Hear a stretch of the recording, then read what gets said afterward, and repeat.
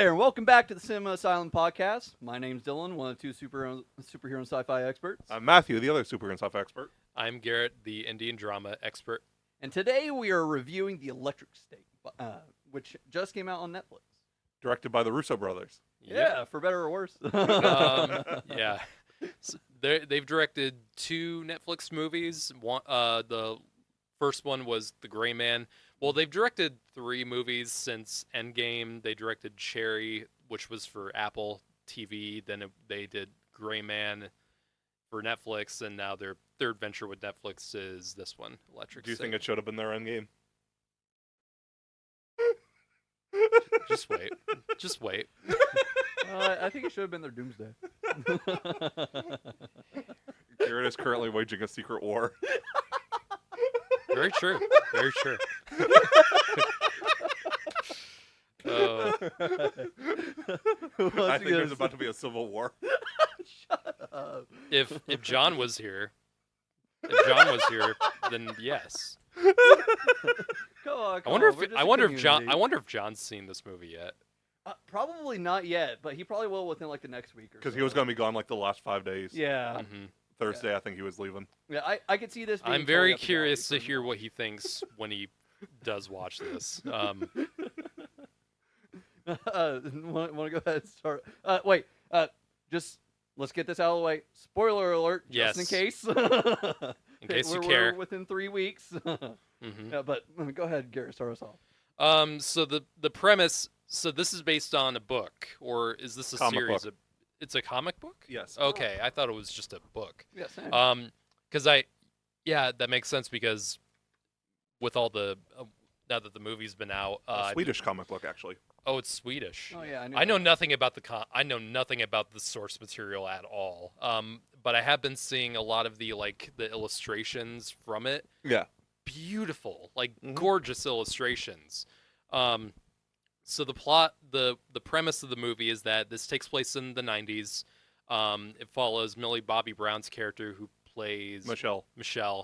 And there's this the setup is that there's this gigantic war with robots going on. And Sound familiar? yeah. So the humans, well, they kind of are at a stalemate with the robots, the humans are, and they get to the point where they separate each other. Well, they integrate a lot, the humans integrate a lot of the technology using what's called a neurocaster. Is that what it's called? Yeah, this a machine, VR helmet, essentially. a VR helmet that basically takes control of whatever robot you Pacific assign Rim. it to. Yeah. Just bear with me here. So Michelle finds basically her brother, whose name is Christopher. He goes missing, and he's presumed dead. But Michelle one night finds this robot outside of her house.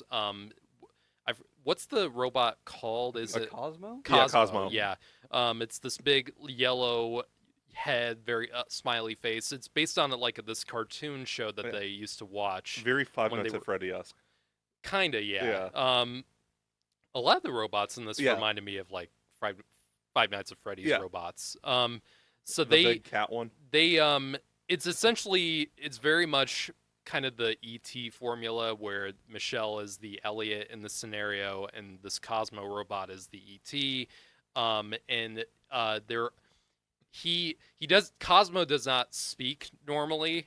He speaks using dialogue from this TV show. Yeah. And In a way, it reminds me of Bumblebee in a way. Yeah, kinda a little bit. So they are off on this adventure because Cosmo is able to communicate that the robot knows where her brother is. So it's basically a hunt to find Christopher, her brother, and along the way they find a bunch of colorful characters, including Chris Pratt, who basically is just doing his Star-Lord thing. Yeah. Let's just be perfectly honest there. Why do I kind of want him as Shaggy in a Scooby-Doo movie? Oh. No. I'm gonna stop you right there and just say no. That's a John take. Is it? Yes. It's just the hair. It's just the hair that's doing that. So yeah, basically it's a hunt to find Christopher, and while in the meantime, Center, the organization that's controlling all those Neurocaster things, and is basically trying to exterminate the robot race, who's led by Stanley Tucci, and it's basically a race against time to find Christopher before this organization tries to hunt them down.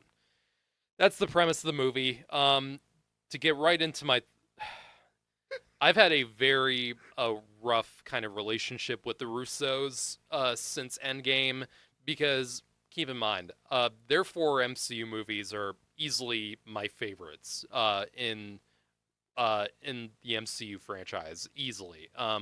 Winter Soldier, absolute one of the best. Was it? I remember that being a huge surprise when I first saw it in theaters. That's my favorite MCU movie. It continues to be just as riveting and awesome as it was. Civil War, also another awesome Captain America movie. I don't really see it as a Captain America movie, It's more Avengers. Avengers 2.5. Yeah. But still great. Infinity War is my favorite Avengers movie by far. At least number 2 in like my favorite MCU movies. Adore Infinity War. I've seen it God knows how many times. Same with Endgame, which I wouldn't say is as good as Infinity War, but it's still it was a satisfying, completely satisfying ending to that era of the MCU. Yeah, a lot of great And it's payoff. just Yeah. the Russos in that era of the MCU just completely blew it out, knocked it out of the park. Then I saw Cherry, which I had quite a bit of anticipation for. Was extremely disappointed with it. It was just an interesting idea, an interesting story, just completely failed on execution. Just a lot of weird things that just did not gel well in the movie at all. And it was, for me, it was I think it was trying to be Oscar baity, and it just completely fumbled. Then The Gray Man, which was a return to the kind of like action thriller thing that the Russos did very well with Winter Soldier and Civil War. Very bland, in my opinion. Just was another just standard Netflix action movie that just felt more like it belonged like It was a copy on and paste TV, movie. like just generic movie, and that was all it was to me, really. The drone work So- was something. Yeah. In terms of drone camera work, Michael Bay's Ambulance did it way better. Yes. Then That's we have. a really underrated movie. I really like Ambulance. I'm not the biggest Michael Bay fan, but I do like Ambulance. So with Electric State, it was kind of going back semi to what the Russos were doing with like the Avengers movies. They assembled Marcus and McFeely, who wrote Infinity War and Endgame, which I think was definitely a good choice at the time. And they got Alan Silvestri, who of course did the music for the Avengers movies, and it was, of course, they assembled a lot of their cast from the MCU too, with Chris Pratt, Anthony Mackie, who Ke-Huy else? Quan. Ke Kwan. So I was perfectly on board with this movie, and I know Netflix movies are not known for being particularly good, but I was interested, and I was more than willing to give them a fair shake with it. This is one of the most boring fucking movies I've watched in a long time. I was struggling to pay attention during this fucking movie. Much like The Gray Man, this movie was just so copy and paste, it was baffling to me. Because you have so much talent behind the camera. You have the writers and the directors of 2 of the biggest movies of all time. There's no reason why this film shouldn't have been at least somewhat exciting and engaging. And the fact that it's based on interesting source material, and the entire time I was watching this movie this weekend, I was so bored. I was never engaged right from the opening scene. This has some of the worst dialogue I've heard in a long time. Yeah. Like, I'm talking like almost Craven level bad. It was, I was mesmerized, and not in a good way. It was just in a waste of a good cast too. There's people all aboard this movie that I love. Millie Bobby Brown, who I like in Stranger Things. In terms of her movies, though, I have yet to be really impressed. It's kind of like because a cardboard performance. in my oh opinion. my god, She was good in Godzilla. Yeah, she was. she alright was in better it. in Godzilla than in this. Yeah. But she's playing a kind of similar character that she's always been playing. Yes. Yeah. The emotional kind of adventurous girl type who I mean, She's becoming the Rock for Yeah. her type of role. she's becoming the female Tom Holland is what's happening Yeah. with her, Okay, yeah. because she keeps getting these similar roles, and she has yet to really break out of it in an exciting way for me. And I like her. I much like Tom Holland. I like him, and I like her, and I want to see them do more interesting things. And I just feel like I am not getting that yet. Chris Pratt, who I usually enjoy very much, even when his movies aren't great. I just felt like he was sleepwalking through this thing, man. Yeah. Like, He oh was. my god, like he is doing a dollar store like Han Solo and Star-Lord performance in Yep. one. Like, it is ridiculous how little effort is coming off of him during this entire movie. Almost none of his jokes, because he's the comic relief in this, Of much course. like he usually is.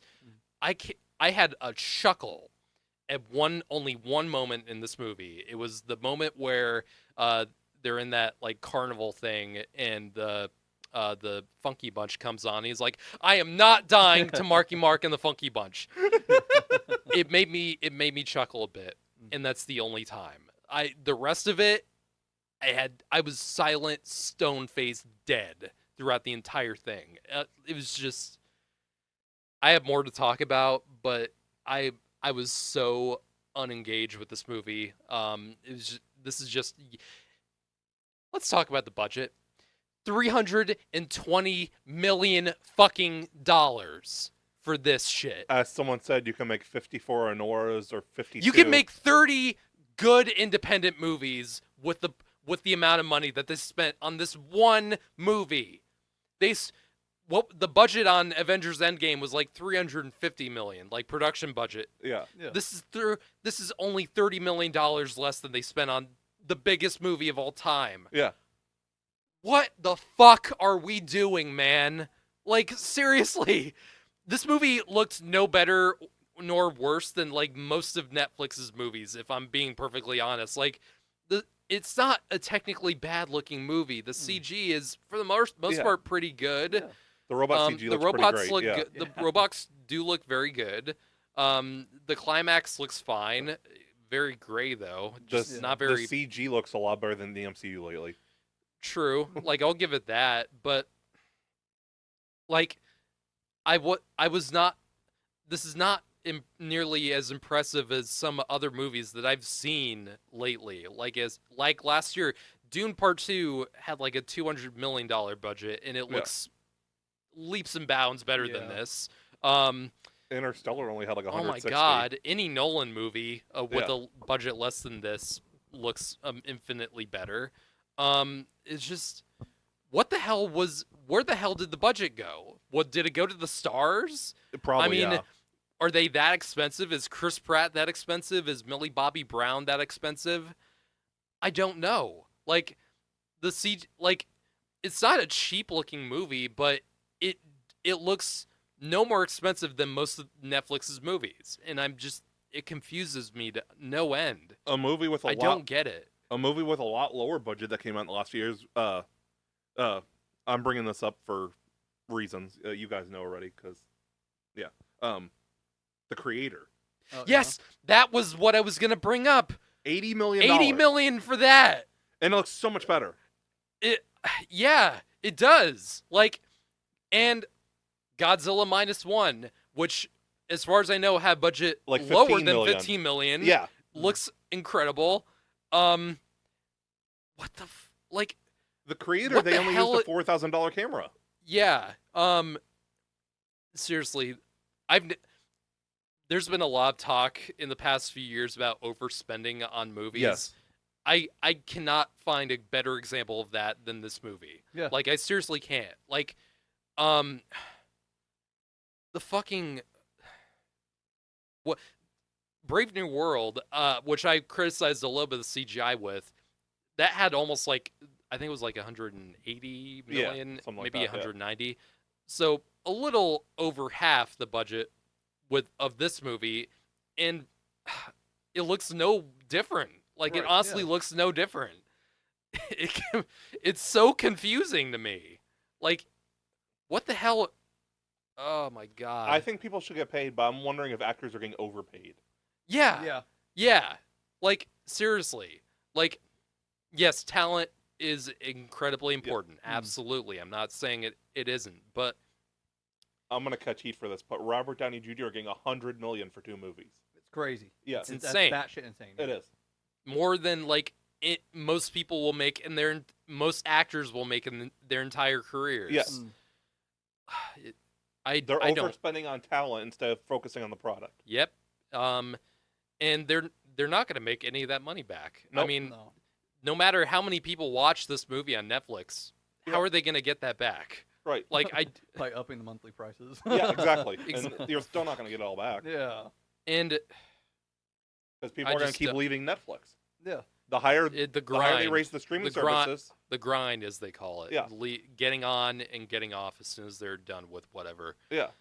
It seriously, like I don't understand the appeal of this. I really don't. Like, it's just easy entertainment for the most casual, non-attentive viewer to just put on for background noise. That's pure popcorn.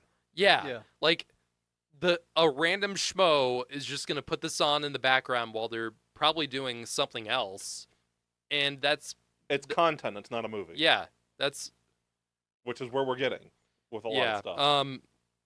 I'll let you guys talk more about this. I'm done for now. I'll talk a little bit. I I'll got interject. yeah. I got one occasionally. thing I wanted to say before anybody else mentions it.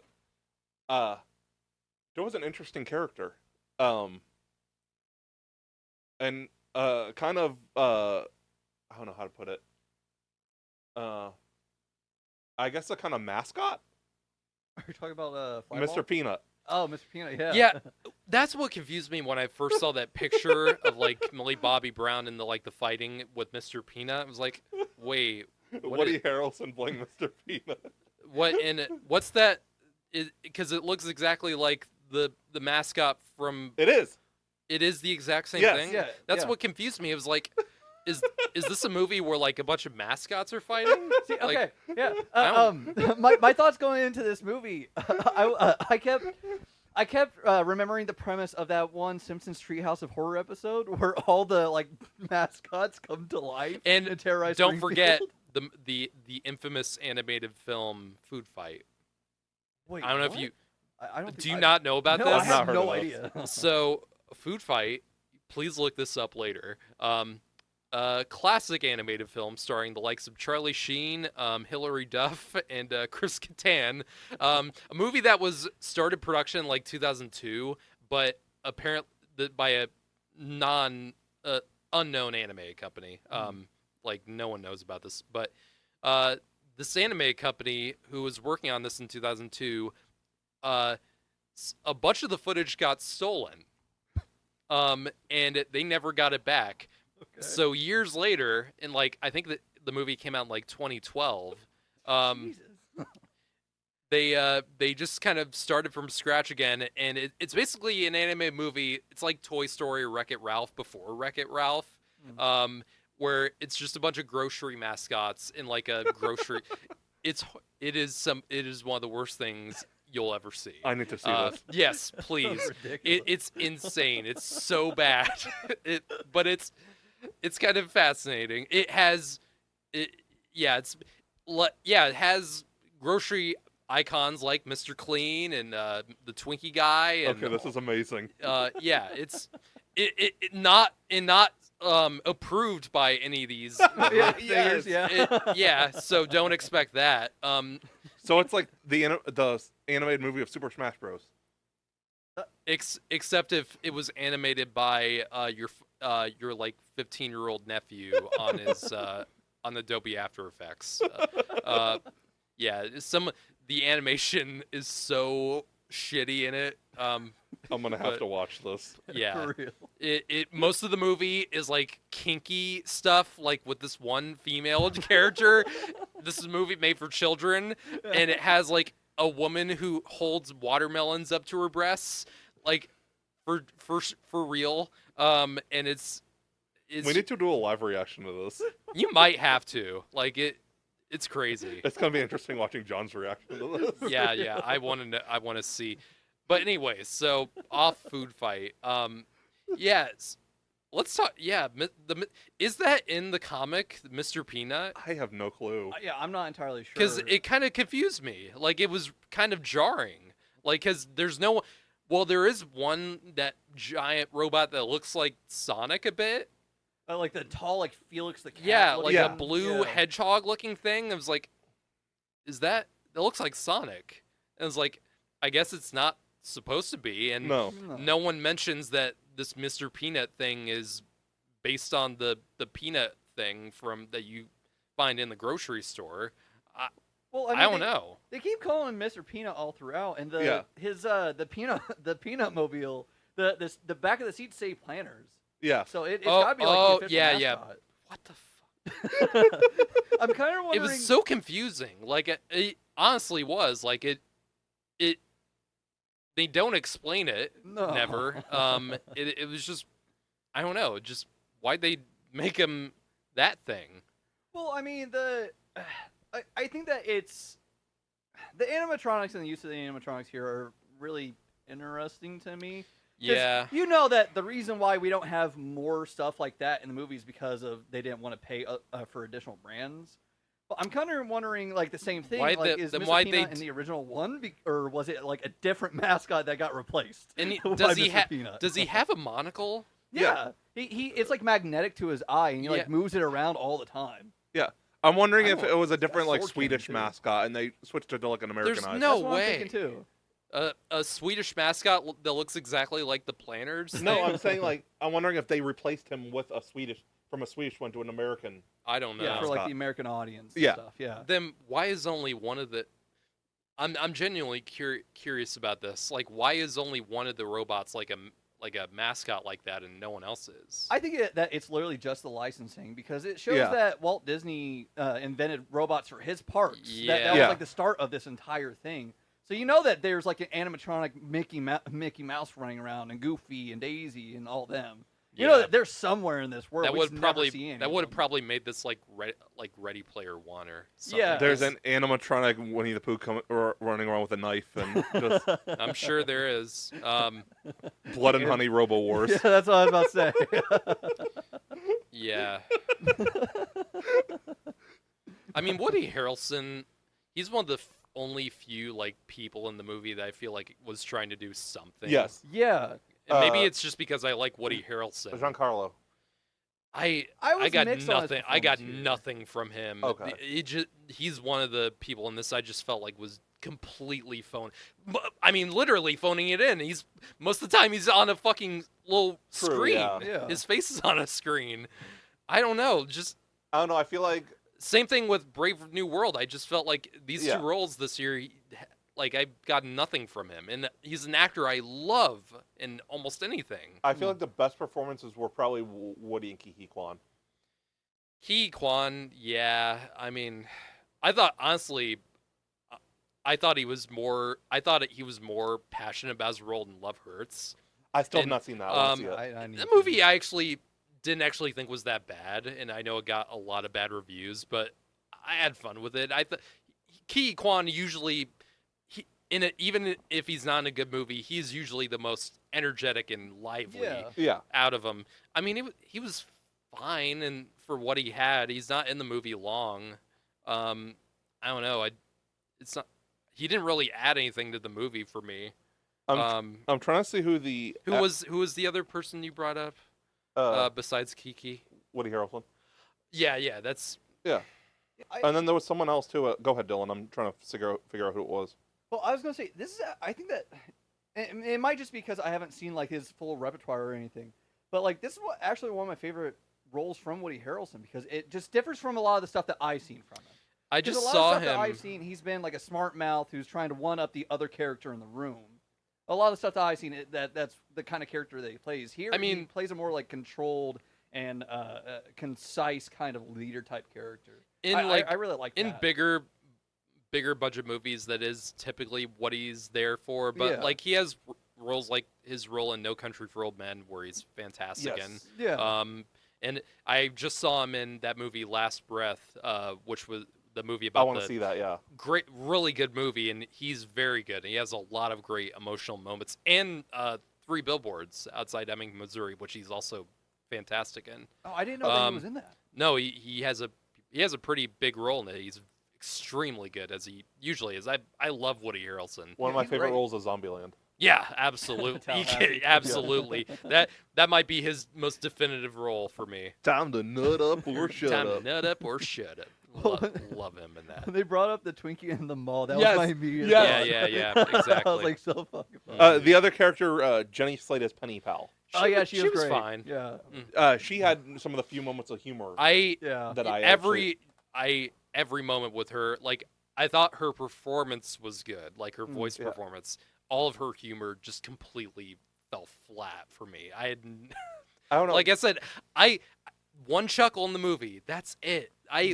None of the other humor in the movie worked at all. And this movie has Jason Alexander in it, who is one of my favorite TV characters of all time, with fucking George Costanza. He's the uncle, the guy in the tank top in the Ted, beginning. the foster dad. Yeah, That shocked the hell out of me when was I like, saw him take off the what a headset. waste of him. Like, Yeah. oh my god. Yeah. Yeah. The Marky Mark joke, and then the other one was from Penny Pal. The part where she like goes, and he's like, "What does a male person need that for?" Dobermans.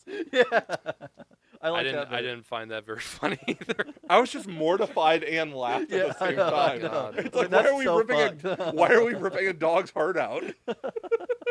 Yeah. It's like, this is my kind of humor. Robots get tired of getting peed on, especially postbots. From Transformers, where the dog's like marking his territory on Ironhide's foot. Oh yeah.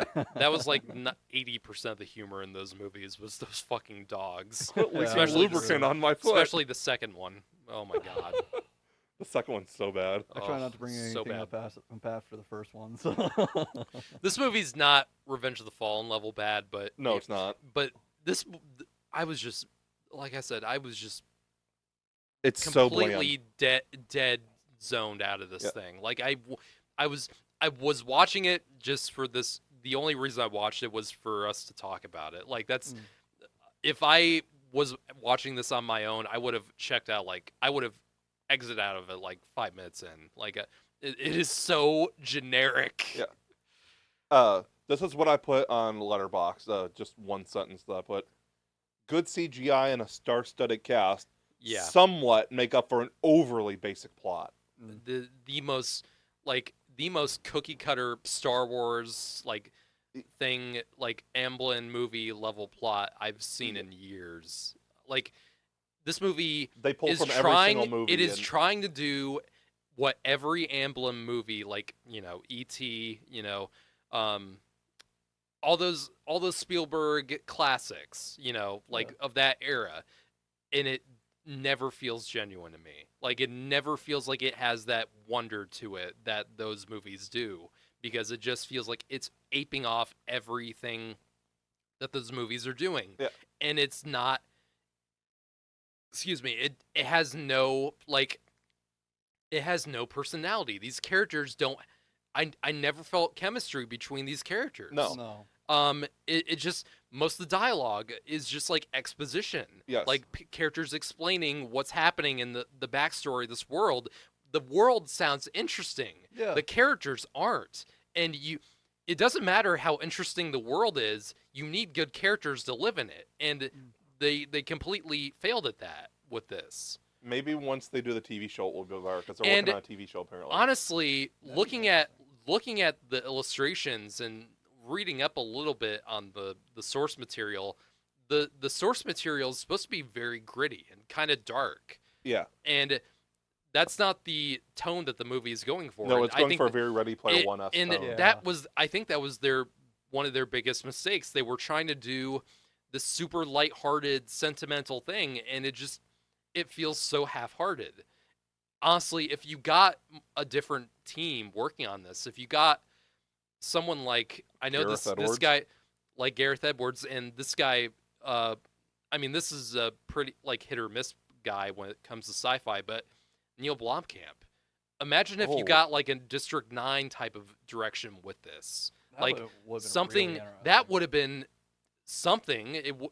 Like, I'm not saying it would have been great, but it would have been interesting. It would have been a little bit more outside the norm, and it would have probably been more respectful to the source material. Yeah. The emotional moments that this movie tries, just everything, like, I love Alan Silvestri is one of my favorite film composers of all time. Like, not just the Avengers, but Back to the Future, Forrest Gump, all those things. He's one of the all-time greats. His music is so overbearing throughout this entire thing. Like, everything is trying to get you excited, or is trying to make you like cry, or make you have like, is trying to force an emotional moment on you, and it just feels so hollow because these characters feel so underdeveloped and so stock. They're just archetypes. That's all they are. And I'm losing my mind. Oh no, I don't like the fact that they didn't really give anything like room to breathe. It No. was just like Yeah. bang, bang, bang, bang, Yeah, bang, just we're done. move from one moment to another. It would have been better as a TV show. Yeah, I think so.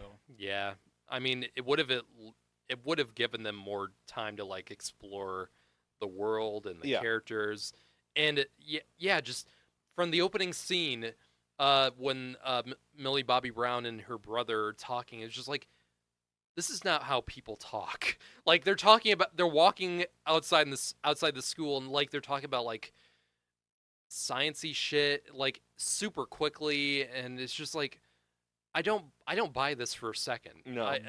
None of this feels like normal people speak.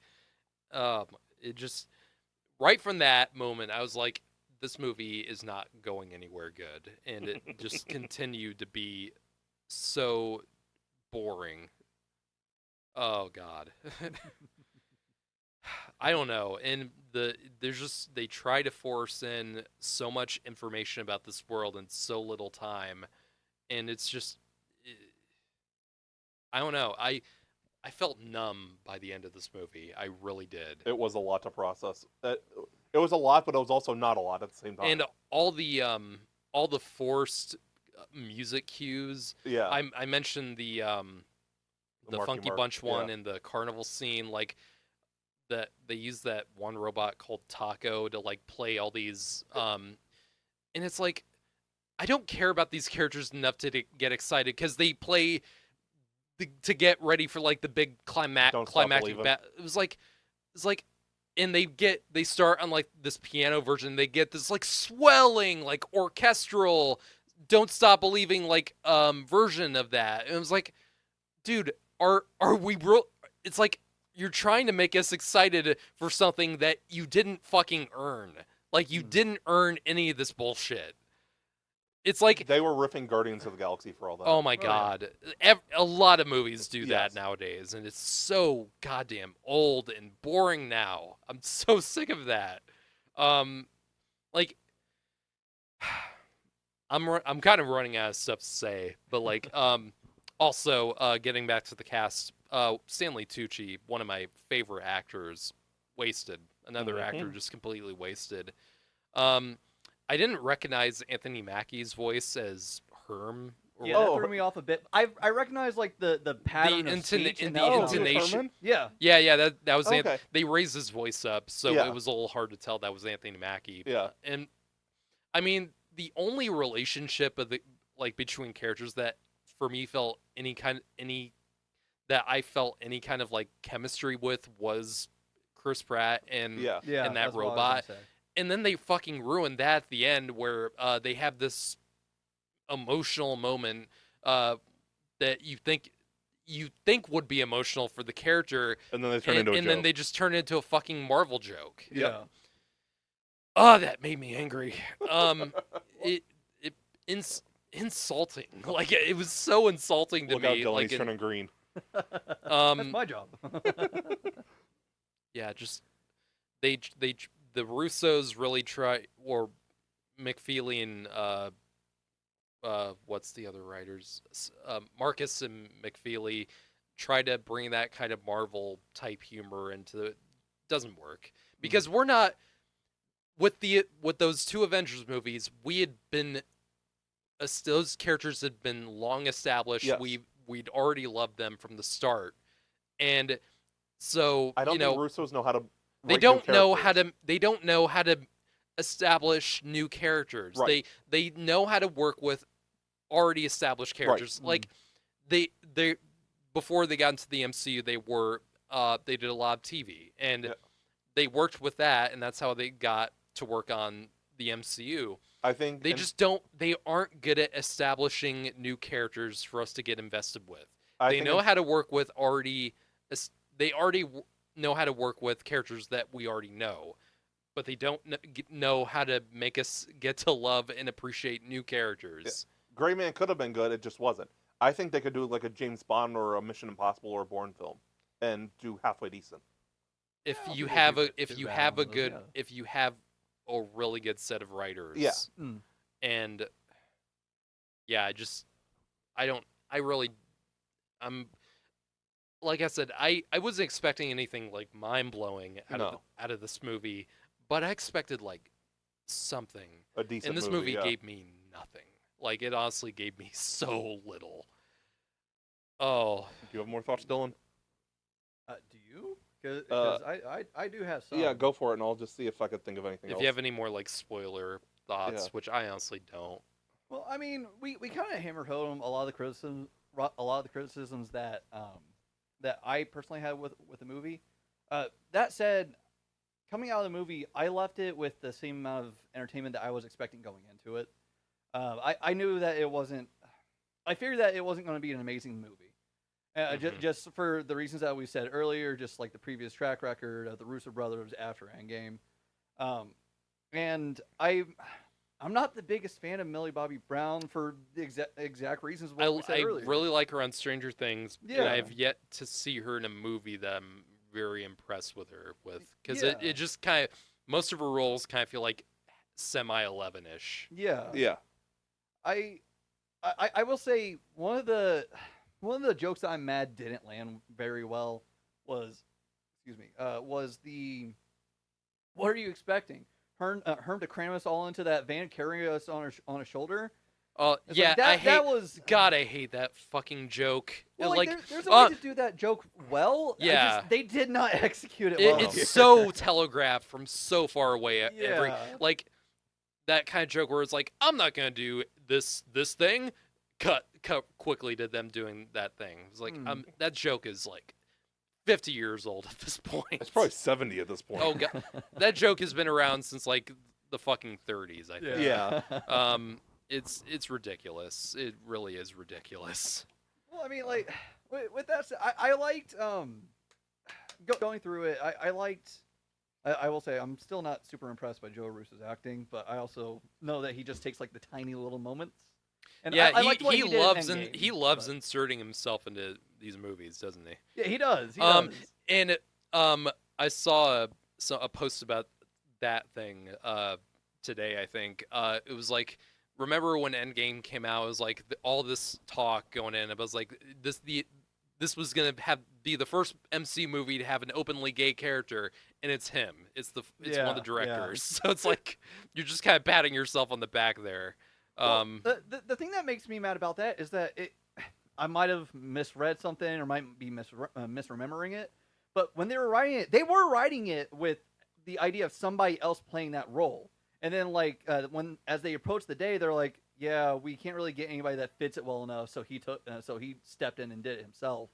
Like you could have found somebody. Like you could have done anybody else really. Yeah. And you still chose to do that. Like I don't know. No,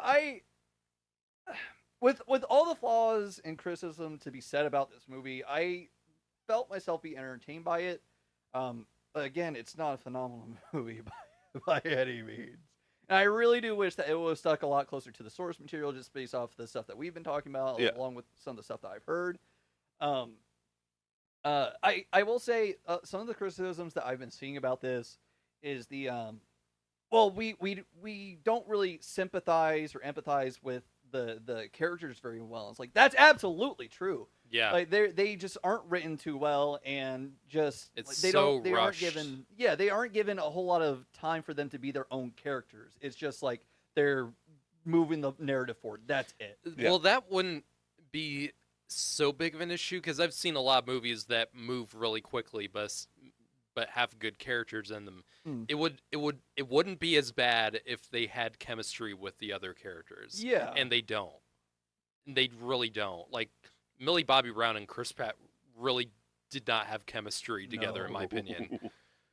I kind of bring up that criticism because, like, as I was watching it, I definitely didn't care too much about what was going on with the human characters. But like once we got around to, it was called the X. Is that what it was called? Like that little like compound where they locked all the robots in. Yeah. Yeah. Once we got around to that and we got to Blue Sky, I took a massive liking to the robot characters. I thought that there was a lot of charm with them. I thought we already said that they were beautifully animated, but I thought that there was a lot of charm there, and I really actually felt more for them than anybody else in the movie. Yeah. I think that that's kind of like the one crazy. robot that goes like hair. Yeah. Like I wasn't like emotionally invested in that character, but it's like it was. I mean, it was really one of the only characters where I felt like, oh, that kind of sucks. Yeah. Well, there was actually one little background bit that I did laugh at during Blue Skies, and it was it was like right when they walk into like the food court. There's a billboard robot like standing off to like the left hand side of the screen, and it's standing next to another one. And the first one is like, "Go home, human scum," or something like that. The other one says, "Take it easy, Jerry." Yeah, I did see that. Oh, I didn't. I thought that was kind of funny. And you see it still like throwing out insults for the humans like the rest of the scene. That's pretty good. Yeah, I like that. It reminds me of the street signs from Doom Patrol. Yeah. I love that shit. Kind of reminds me of like Maximum Overdrive. Remember what? I don't remember that movie. There's a part in the Stephen beginning. King does either. the masterpiece of Stephen King's Maximum Overdrive. There's a part in Maximum Overdrive near the beginning where it's like there's a building with like I think it was like a bank or a stock building or something, and it has those letters that scroll by. Yeah. And then in the letters, it just goes, "Fuck you all." I'm gonna rewatch it again soon. It's so funny. That movie gave me much more entertainment than this movie did. I have 2 copies of it. What should I watch, the Blu-ray or the VHS? VHS. I would go For VHS. sure. Yeah. Just watch 80s trash on VHS. What better combination? Is there anything better? No, absolutely not. Like I said, I came out of it with the amount of the same entertainment value that I was expecting to get out of it. Like I wasn't expecting anything amazing. Even though like the score was overbearing, I'm always gonna like Alan Silvestri's work. And honestly, I didn't even know that it was Silvestri until like halfway like through. right from the beginning with like those soft like kind of like I'm not a music aficionado, like those soft like piano moments are like the little trills. Yeah. That's a very, I mean, that's a Silvestri thing that's in like almost every piece of music that he makes. Well, I mean, he always makes great music no matter what, but it's like music shouldn't be force the emotions of the scene. It's a good like addition to it. Yeah. And this just felt like it was pure, like the emotion. It should accentuate the scene, not force the scene. Yes, Yeah. yes, exactly. Yeah, I always try to view the score as its own character, and unfortunately, there aren't a lot of A lot of it just felt like a lot of his. It felt like a greatest hits thing from him. Yes, like agreed. from the Avengers movies to Back to the Future to Ready Player One, because he did the music for that too. Yeah, I feel like Hans Zimmer's a composer that's fresh every time. yeah. Usually, I do like that, yeah. there's actually some music that he's done in some movies where like, really, Hans Zimmer did that? Yeah. But like he breaks it up a lot. Yeah. Like if you listen to the Dark Knight music to his Amazing Spider-Man music, sounds completely different. Yes. But both work. Yeah. Yeah. With this, it just kind of felt like stock like Alan Silvestri music, and that isn't backed up by any good character or story. Yeah. It was kind of like they were trying to make him work overtime to compensate for a lot of the other stuff. It's like they told him, the scenes aren't really working. Play the music up as much as you can. Yeah. And that's what it felt like to me. Yeah, I had a thought. If the Russos see this, they're gonna hate this, but I feel like it's just like Sci-Fi Channel, like basic, Yeah. I completely agree. like in, Borderlands. in terms of like the plot and the story, Yeah. like yeah, It's like, just like a Dollar Tree there's version nothing of to make this stand out. right. yeah, It's agreed. it's like a Dollar Tree version of like Ready Player One or whatever else. Yeah, They it's just like take basic made they sci-fi points take and throw like it together. stuff from E.T. to like Yeah. District 9 to Ready Player One, and they just put it into a blender, but didn't add anything else to it. I feel like it's similar to Borderlands in that way. Yeah, totally. Like it's just very low effort sci-fi. point A to point B. Yeah. And do nothing interesting with it. That like shove it out the door. I did enjoy Borderlands, but I mean, but you have to realize Yeah, that it's the not a good movie. faults Yeah. of yeah, that. it's not a good movie. It's just I like the type of movie it is. Hardcore sci-fi fans might enjoy it, but like, Yeah. what about I like sci-fi when it's good. Yeah. It's not my preferred genre of choice. Right. I need something more than just the standard. Right. I need something a little meatier to it, and Yeah. this had nothing. It does make me interested to check out like the graphic novel or the comic book. agreed. Yeah, same. It does make me want to look more into that and read I it. was looking. I can't 'Cause find it anywhere. It does have a pretty, I mean, it's not a huge fan base, but it does have a pretty passionate fan base behind it and the illustrations are fantastic. Well, I mean, the fan base is probably going to grow after this. It's just, Who- it's not from like a source of love. It's probably going to be more a source of I was not a fan of the movie. I Oh, need God, to see what's going yeah. on. Yeah. I mean, it usually is like that when a failed movie adaptation comes out. Like, the people will be interested to look and read and go into the source material. I Yeah. mean, movies like Aragon, for example. I don't know why Aragon I don't know why that came to mind, but it is a good example of that. It's like the movie sucked, the novels are good. It's like, yeah. From what I can gather, it is out of print, so you'd have to buy it like used on eBay. It's around $35 though, if anyone wants to check it out. Probably find it on like archive.org or something. Probably, yeah. I'm sure. Because the story, not in this movie, but where the story came from sounds very interesting. Yeah. Yeah. Like, and I'd much rather, It could have been a good story. yes, if they just fucking Executed it right, yeah. Oh my god, yeah. If they didn't just use a fucking cookie cutter to write the script. Yeah. Because how many different movies did they pull from? Pacific Rim, E.T., Yeah, Ready Player One. District 9 a little bit. Yeah. Actually, no, not. I would say Elysium. Yeah. Elysium, because Elysium has like more robots. And Guardians stuff of like the that. Galaxy a bit. Yeah, I mean, fuck. I mean, Chris Pratt in this literally the most stock Han Solo type character you could have possibly found or possibly written. Mm-hmm. Sorry, that just made me think. Another joke that I felt like was severely overplayed throughout the movie was how fucking hungry he was.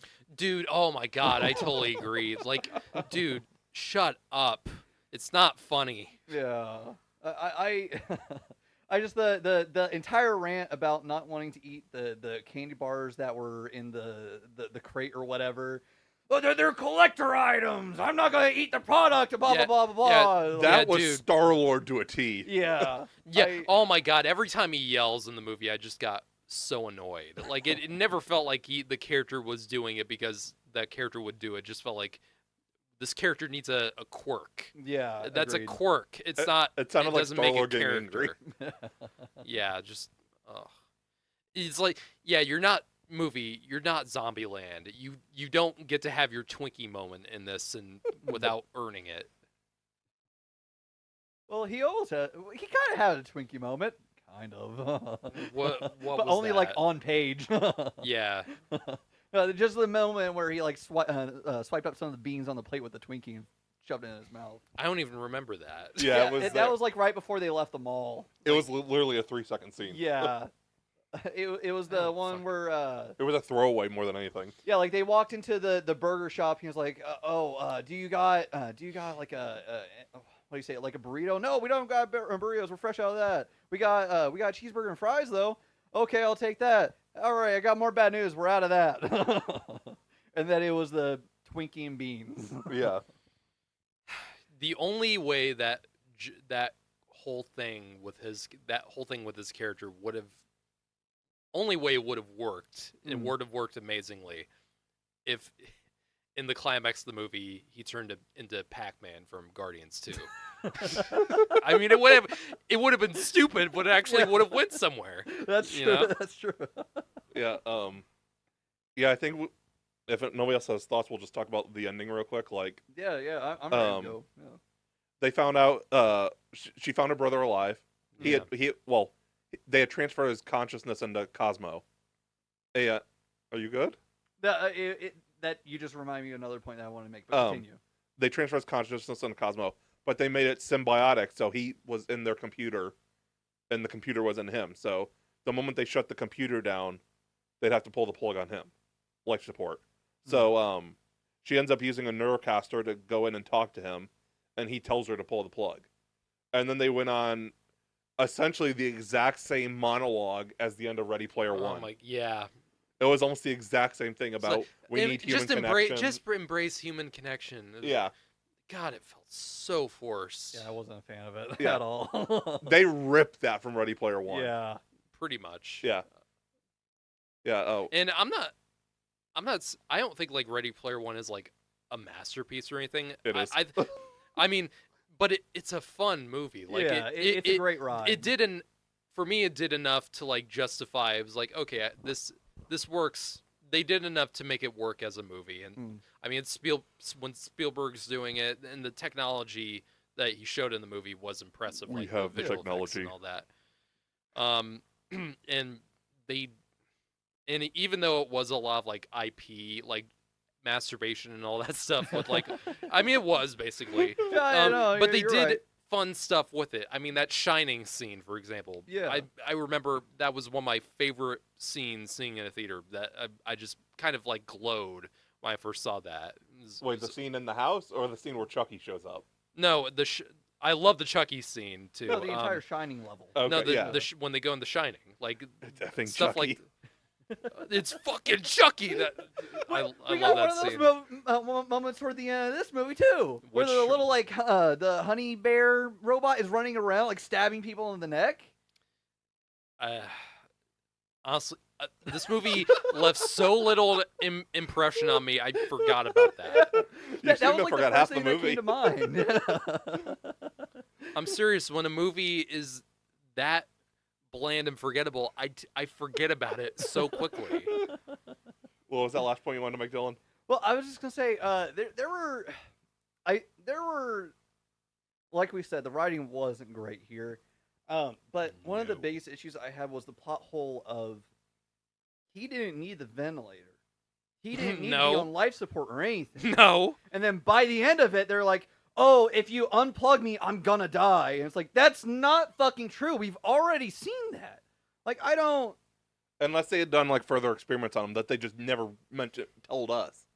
Yeah, but that's one of those things where it's like, It's if a they plot did hole. do that, yeah, it's a plot hole because Yeah. they didn't say anything else about it. Yeah. They show the fact that that Kiki Kwan's character tried covering up the fact that Christopher was alive and able to operate on his own. He wasn't comatose anymore. Mm-hmm.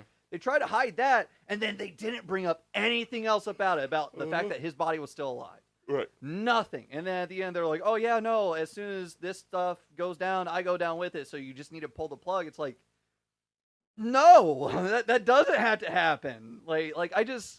Yeah, it must have happened off script, and they forgot to tell us about it. Yeah, like that kind of thing needed to be said when you show some a piece of information like that early on. They experimented on something, just even a line like they Yeah. experimented. So now I can't live without this. Yeah, I don't know. That was one of the things that really pissed me off. With Yeah, the that was a movie. glaring It was issue. just I mean, the acting in that scene between them when they're trying to when they're saying goodbye to each other. I mean, it's one of the more well acted parts in the film, Yeah. but Yeah. I just didn't. It was care. enough to get me. I just didn't fucking care at that point. Then again, what doesn't get me? Yeah. No, I was entertained by it, but this is a deeply flawed movie. It's a massive bummer that it was that way. It's a massive bummer that And they again- didn't keep to the same tone as the source material and everything. I It don't know. would have been better as a miniseries. Yeah, I think so. I don't see Or- myself ever rewatching this. But This maybe could I have will worked at as a some point. movie if they just went with a different approach, or they just Yeah. went with a different set of creatives behind it. Because I'm getting so sick of that kind of Amblin throwback type of movie Mm. where it's throwing back to movies from the 80s and the 90s. I'm getting tired of it. I really am. And this is probably one of the worst examples of it Yeah. of recent. It was just God, can you guys try to do something new with this other than just try to milk it for nostalgia? Nostalgia is almost becoming like a swear word. Yeah. It really is. When movies like this give it a bad name. Yeah. Because this movie has the aesthetic of a movie like E.T. Yes. Or a movie like I don't know, any of those movies Yeah. that we love from that time period, but it has none of the heart. Ever since It has Ready Player none of the One came soul. out, there's so many copies. Yeah, exactly. But yeah. I'm done. Are we I'm ready to get a done. rating? Yeah, All right. this gets a 3 out of 10 for me. Okay. And that's me being generous because I genuinely hated almost every minute of this movie. Because on technical level, this isn't a bad movie. It has good special effects, and it for the most part it looks fine, I guess. But just I felt nothing coming from it. Yeah, I get that. When I originally rated it on Letterboxd immediately after I watched it, I gave it a 4 out of 5 just because I was entertained by it, and I tend to overlook the flaws and everything when I give my score, obviously. But honestly, I think that I could bump it down to a 3.5 out of 5. We did the exact same thing. Wait, That's what for I was real? gonna. Yeah, I have it marked as a 4, but I'm bumping it down to a 3.5. Yeah, I just This might be my least favorite movie I've seen this year, honestly. I wouldn't blame you for that. This is Yeah. The Wolfman is mine so far. I don't blame you for that. Yeah. But yeah, this is of the movies I've seen this year. I've seen maybe 15 or something like that. This is easily the one that I just felt the most numb to. I've genuinely felt nothing from it. And that's the worst type of movie to me, where it's it's not the movie that has the most technical problems. I've seen a lot of movies have that, but still have things I enjoy about it. The Flash, for example. I know it's not a good movie, really, but they did enough fun stuff in it, despite the bad CG and the stuff with Ezra and all that stuff. It still had enough of that kind of creative energy to it, because I like Andy Muschietti as a director. It had enough of that to where I wasn't watching it hating myself. or I wasn't watching it just dead-eyed. Movie experiences like I had watching The Electric State are the worst to me, where I feel nothing.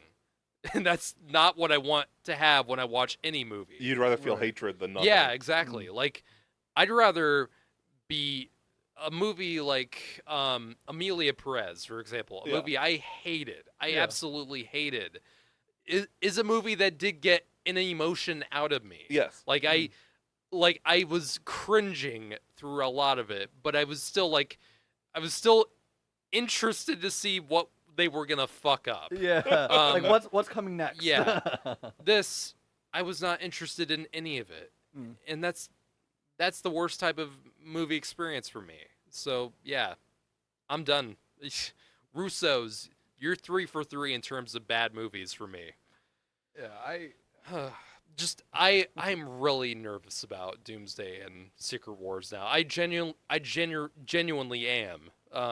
I'm curious to see how Secret Wars goes, because they said Endgame was an ending movie, and Secret Wars is a beginning movie.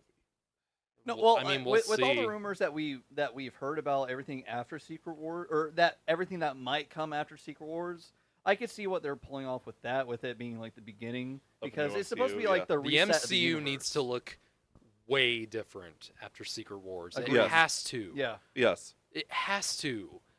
I mean, because I don't know a lot about what happens in the story, but like I know that, you know, the universe after the events of the Secret Wars in the comics, everything is different after it. Yes. Yeah. Yeah. That's all I'll say about it. Yeah. Want to take us home? We thank you for watching this. Remember to like, comment, subscribe, and if you love to hear us rave, check out more. We're on Facebook, Twitter, Instagram, Threads. You can watch the episode on YouTube. You can listen on Spotify. We got a lot of good stuff coming soon. We've actually got a lot of good stuff that we can't even say yet. But we hope you check out more of our episodes, and we hope you have a good night. Bye, everybody. Bye. We